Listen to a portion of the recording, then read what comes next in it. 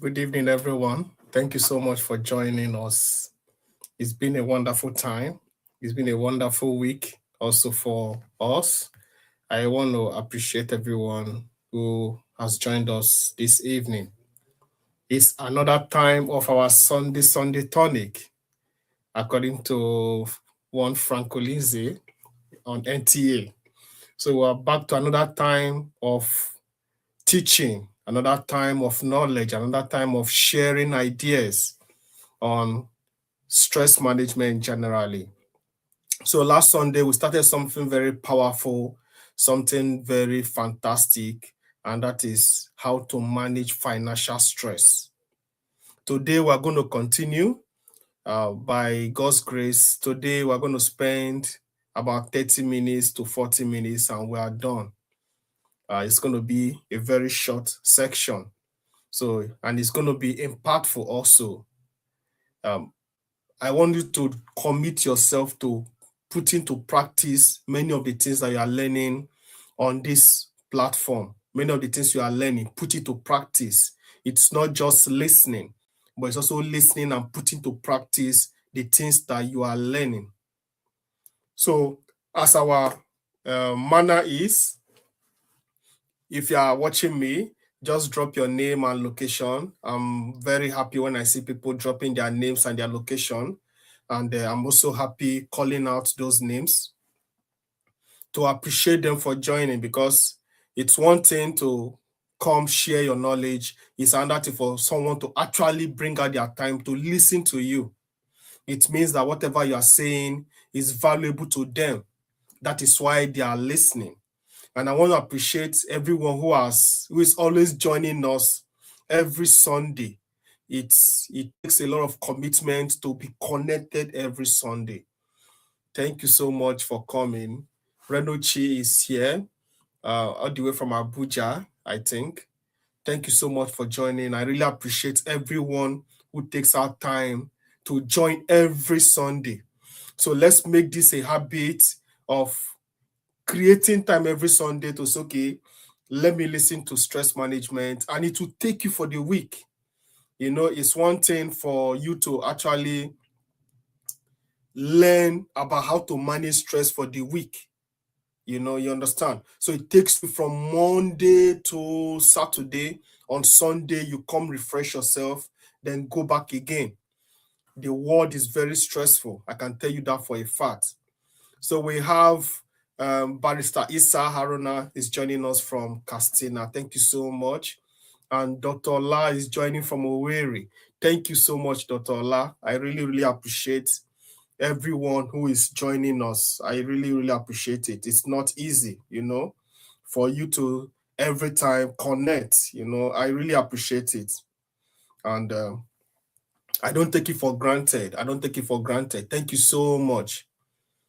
So if you have been following us, you'll notice that we've been talking about financial stress. And last week, we defined what financial stress is, and we also shared a few things about the impact of financial stress on the body. So what we're going to be looking at in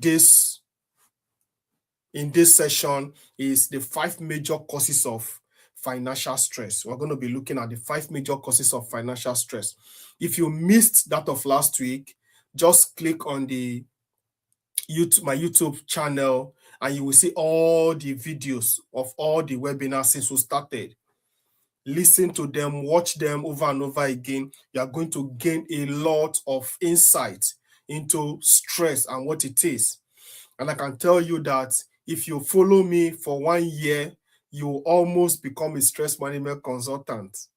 I can say that for a fact, because everything about stress, you will know it.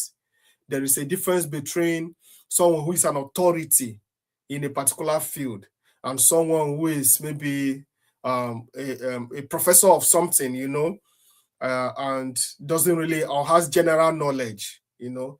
So there was a program that was held recently, and I and my friend were just discussing that they brought a professor to come and teach stress management. And, you know, this guy was saying that the way the professor taught it wasn't really interesting, you know, because, of course, the professor has a general knowledge about medicine. but it's different from somebody who is an authority. And I can tell you for a fact that I am an authority when it comes to stress management. I am an authority. I've written several books, about 6 books now, and many of them are on Amazon, selling out on Amazon. So if you type in Dr. Emmanuel Akpe on Amazon, you will see all my books and you'll be able to access them. I also have some artworks that you can sketch. If you're having anxiety, you can sketch those artworks and it helps you to relax. I have all that on Amazon. So Dr. Paul is here from Abuja. Good to see you, Dr. Paul. Thank you for joining us. Let's start up because this is going to be a very brief meeting. We're not going to spend so much, you know. So I'm going to be talking about 5 major causes of financial stress. There are a lot of things that cause financial stress, a lot, but we're going to be talking about 5 of them because 5 of them are the most prominent, you know. So financial stress is something that if you're not very careful, it will keep you perpetually under stress. There are some people that are perpetually on survival mode. And last week I told you that I was one of them. I was always on survival mode. I was never relaxed. In fact, anytime I sleep in the afternoon, I feel guilty. I tell myself that my mates are looking for money and I'm here sleeping. You know, until I got to a point where I discovered that people chase money until they die. And the money keeps remaining. Have you not heard stories of people? You know, there's one particular one that made me laugh so much. This woman was at the point of death, you know, was at the point of death.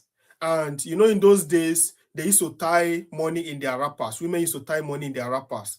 So the wrapper is the tool that, like the Ankara and stuff that women tie, you know, around them.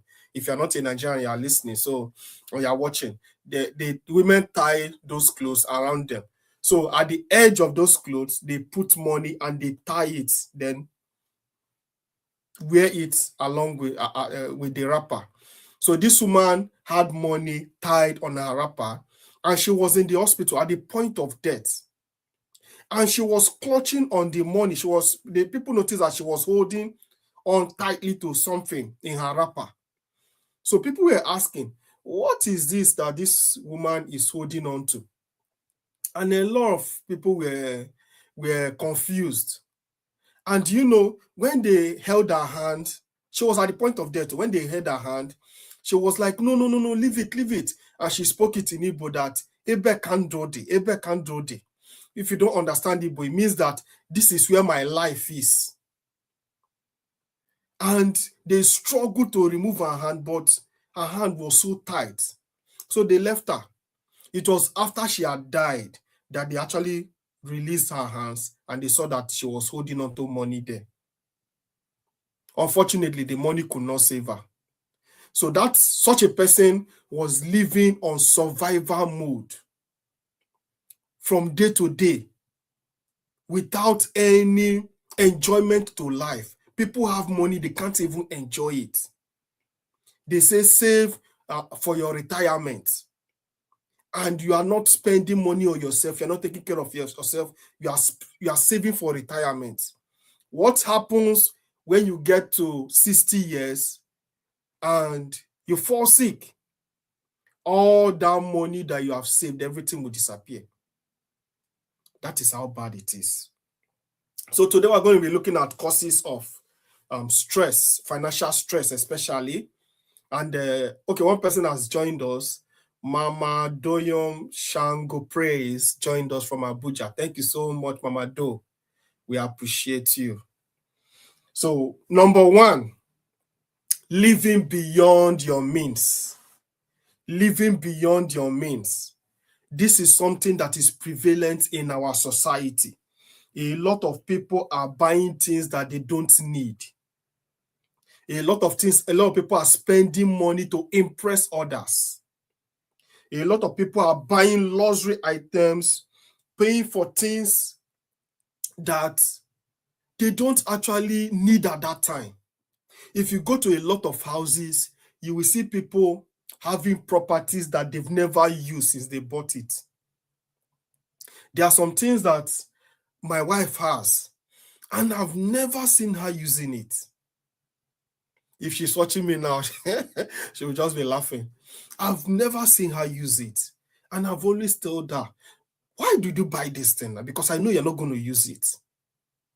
So we buy things that we don't need. We spend money beyond what we can afford. And at the end of the day, we go broke. So there are some people that their money cannot sustain them to the end of the month. Once they collect salary, just give them 2-3 days, the whole salary is gone. Then they enter survival mode. They survive again on borrowing till the end of the month. Then the end of the month, they collect another salary again. It goes again into debts and bills. Then they continue again. So from month to month, from year to year, you are on survival mode. You are never relaxed, because financial stress is one of the most dangerous forms of stress. It keeps you perpetually stressed. It keeps you perpetually stressed. So before I go to the second one, there's something I usually say, which is, if you can type in what I'm saying, I'll be so happy. It helps people who are going to watch it later to see some of the points and quickly follow me. So if you have the ability or the access to type in some of the keywords I'm saying, or key sentences, I will be so happy to see that. Then if you have not subscribed to the channel, please click on subscription button and subscribe to the channel. Very, very important, so that when I post videos, even if you don't see my announcement, you will get notification from YouTube. Do you know there are some people that spend years paying for an enjoyment of one day? People spend years paying for an enjoyment of one day. Let's say you want to do a wedding, and this wedding, you know your financial capacity, but because you want to impress people, what do? You borrow as much as possible.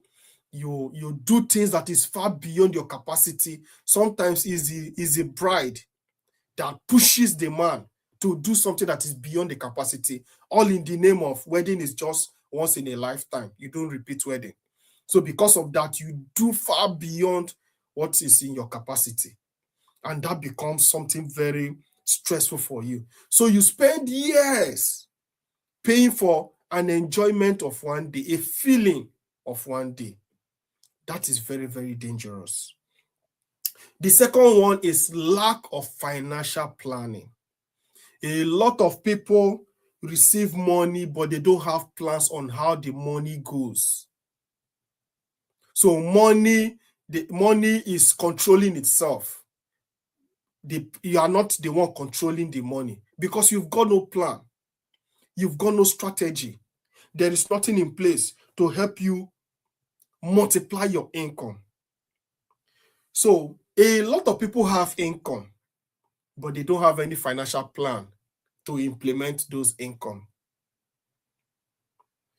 If you don't tell your money where to go, it disappears. Have you ever noticed that there are sometimes a lot of money comes into your hands and the money just disappears? You'll be asking yourself, how did this money go? Sometimes it looks like spiritual attack, but I can tell you for a fact, it's not. Most cases, it's not spiritual attack. It's because there was no plan for the money. Because if you had plan for the money, as the money is coming in, you distribute it to the different places you want it to be, and you wouldn't be asking yourself, where did this money go? Because you know where it went. And the thing about money is that if you don't channel it into savings and some other things you want to use it for, it must disappear. There is always a place that money goes to, because there's tendency to buy things that you don't actually need. So once I receive my salary, I take out my bills. My savings is on automatic debit. They call it direct debit here in the UK. So you set your bank. You tell your bank that every month, remove so and so amount and put it in this account.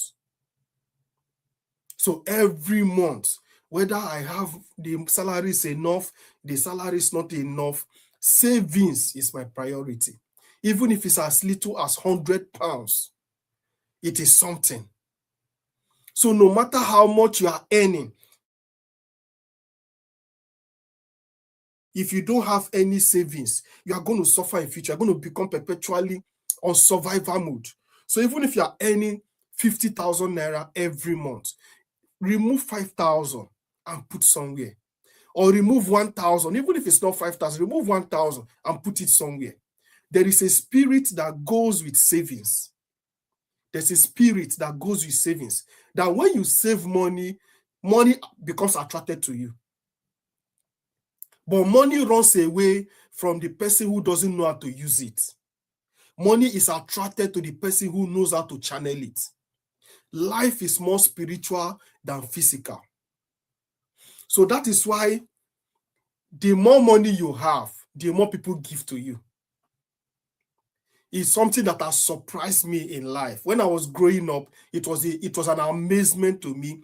I see people who are very rich and people who are poor give them money. And people who are their friends, maybe they are doing birthday. So I want to support this. This guy is already a billionaire.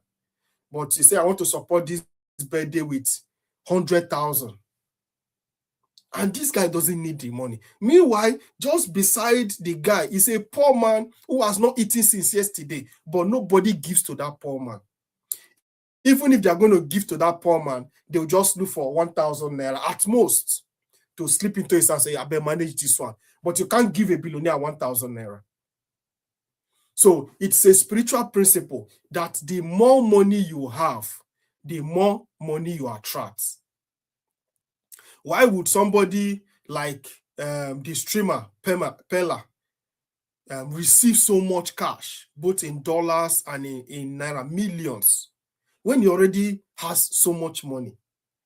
Meanwhile, there are people on the street who are begging for money, but nobody will give them 1 million. I have never seen anybody giving a beggar 1 million naira. I've never seen it. I have never. Even if the poor man wins lottery, it becomes a shock to everybody. How did you win it? Because naturally, money becomes attracted to the person that is saving, the person that has. So what do? Save as much as you can save. Even if it's 500 naira, save money. Get colo, what they call colo, that's a piggy bank. Small one. Be putting the money there gradually. In the next 5 years, you will be surprised how much you have saved. You'll be surprised how much you have saved. And take that savings, then put it into an investment. I have a Piggyvest account. If you want it, I can share the link with you. Many of us know Piggyvest. It's an online app, so you can save money there. I put it on automatic direct debit. So every month, money leaves my account into my Piggyvest savings every month. And if I have a spare cash, I just throw it there. So every month I have savings there.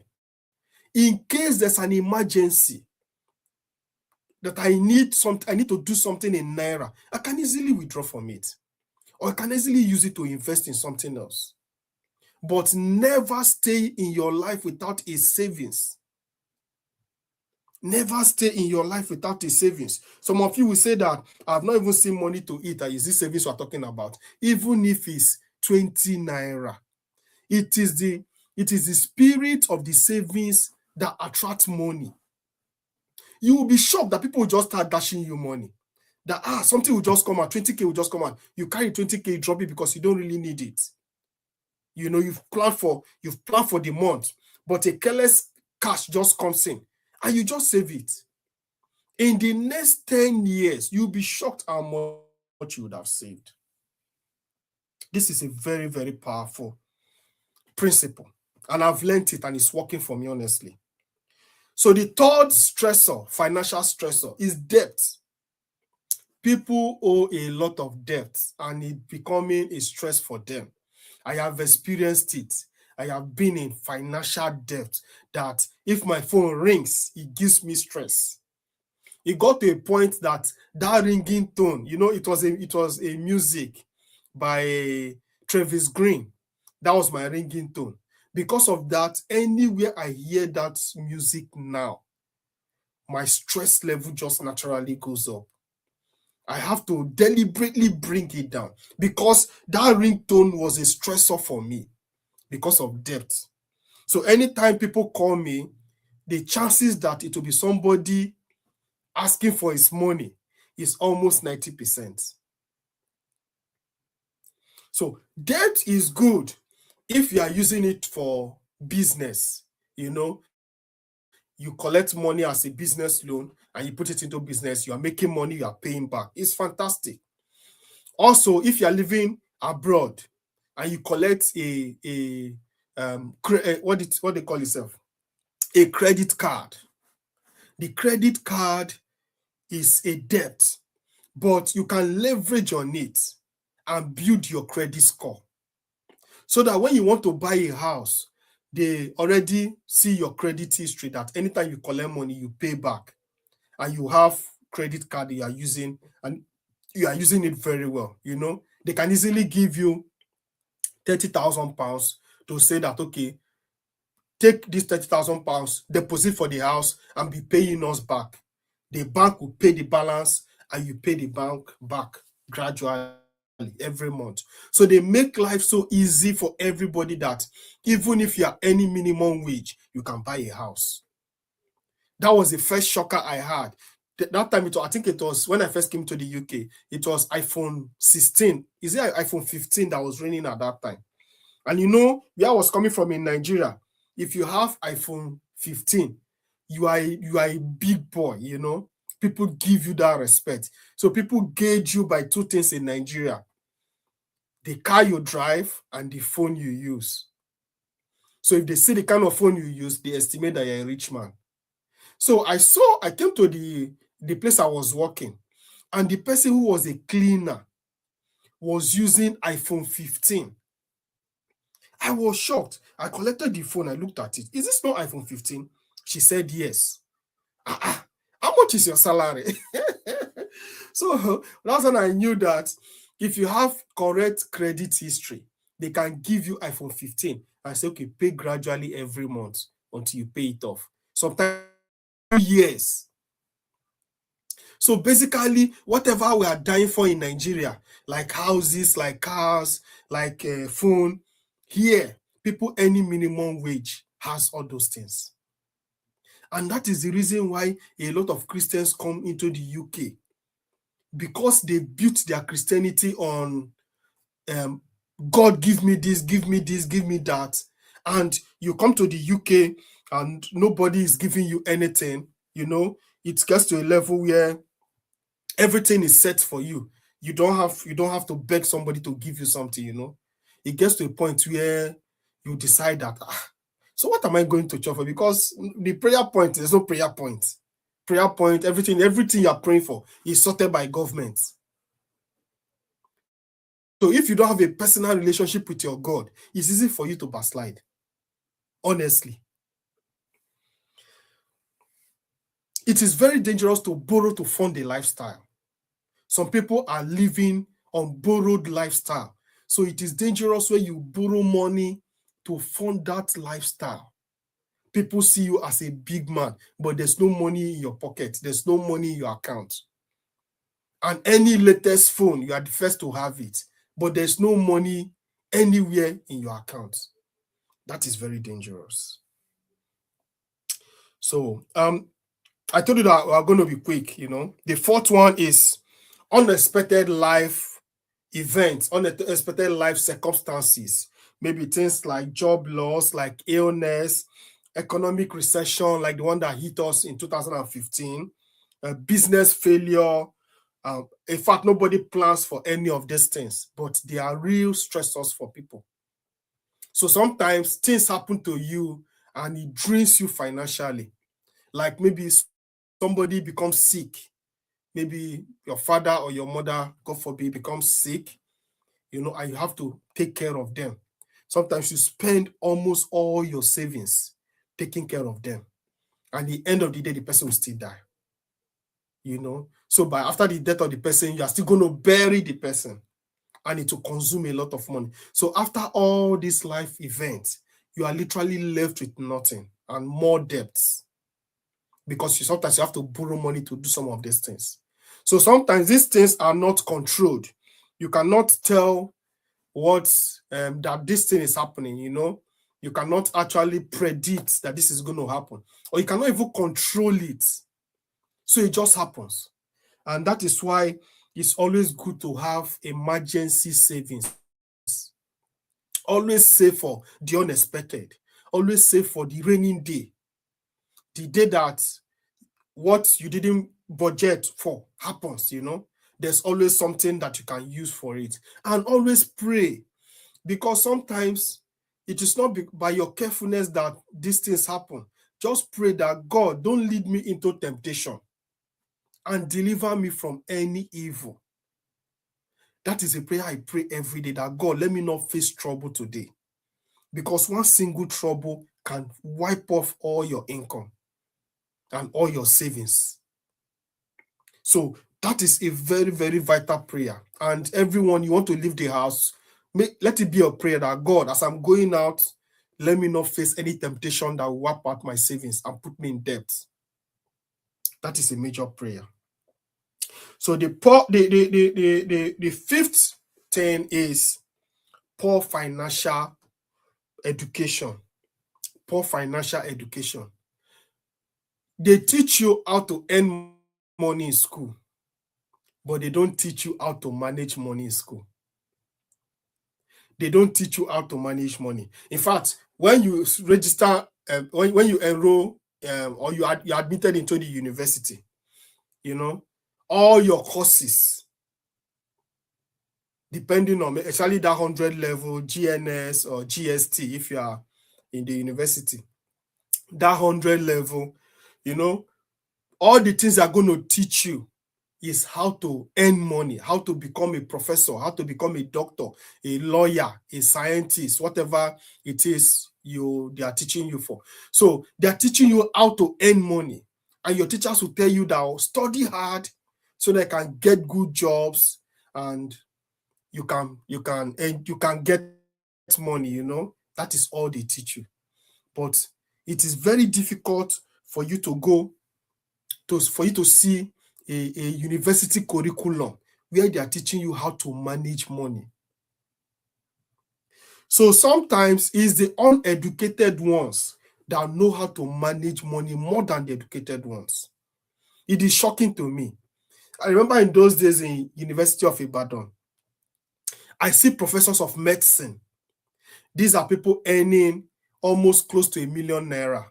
As at that time, they were earning well, because, of course, the salary of a professor of medicine is different from the salary of a professor of literature or a professor of history, because it's in the medical field. So you're earning based on a special salary scale.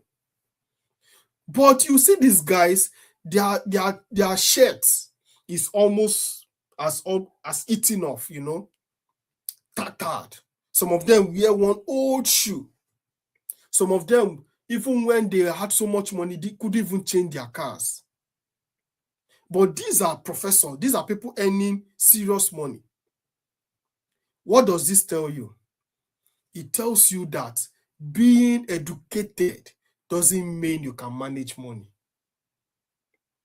You can be very educated but have poor money management. In fact, the market woman selling akara on the roadside can be a better money manager than you that is a professor. I find this very amazing. You will notice that somebody who is selling akara has 3 graduates in the university and is training the 3 of them from akara business on the roadside. How much is the profit for akara? But this woman has savings, does what they call her job. Every month she will submit her money, or every day. Some of them do daily pay. So every day they remove 100 naira, they pay to somebody who comes every day to come and collect those money. And at the end of the month or at the end of 6 months, they give them their ajo. And with that ajo, they're using it to do things. That is financial planning. So the fact that you are a barrister, or the fact that you're a doctor, or the fact that you're a pharmacist, or whatever profession, doesn't mean that you understand more financial management. In fact, we have more educated people that are poor than the uneducated ones. Why? Because the uneducated ones, they are on the street. They learn it is based on what they learn from the street, because they have to survive. But the mentality as a professional that at the end of the month you're going to get salary has kept many of us at a stagnant financial level, because all your financial planning, it's on that money that is coming at the end of the month. So it puts a kind of ceiling on your reasoning when it comes to finances. Everything you know about finances is salary. So when people are talking about business, when people are talking about at least doing a side hustle, you don't even understand what they're talking about. You're not even interested. And even when you do the side hustle, as the money is, they are paying you, you are eating it off. As they are paying you, are eating it off. So even your side business doesn't have a savings. There's no money in your account. Both your side business, your salary, everything is going at the end of the month.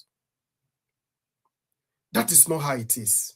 And that is the main reason why I decided to introduce the Executive Stress to Profit community. Tomorrow, around this time, we're going to have another meeting. I'm going to share it in the community. We're going to have another meeting where I will share the benefit and the details of what you're going to benefit if you join the Executive Stress to Profit community.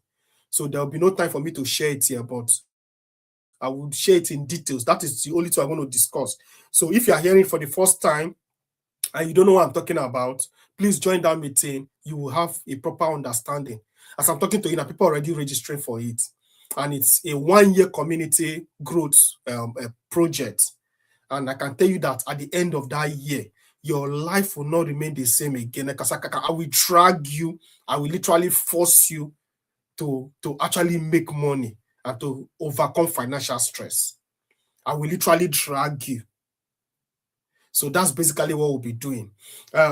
For today, we're going to end it here.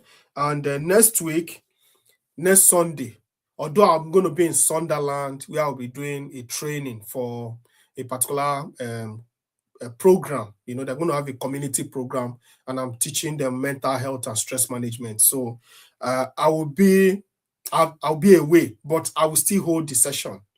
I'll find a way in my hotel room to still have this session. So next week, we're going to be discussing practical strategies for managing financial stress.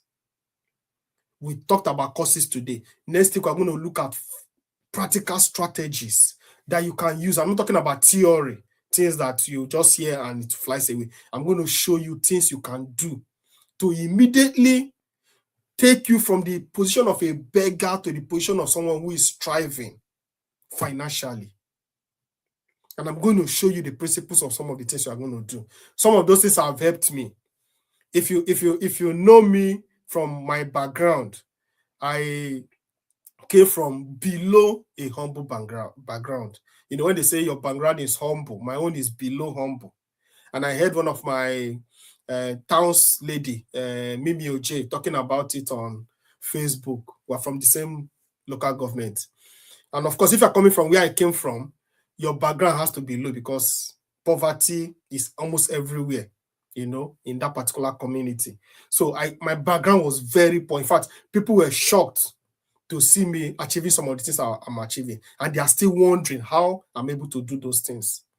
So what I'm going to teach you are practical things I've put in place myself to bring me to where I am today. That's basically what I'm going to be sharing with you next week.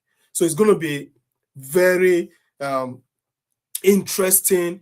Don't miss it for any reason. And if you know anybody that is struggling financially, please let the person know that something like this is happening, and the person will be happy that you invited them.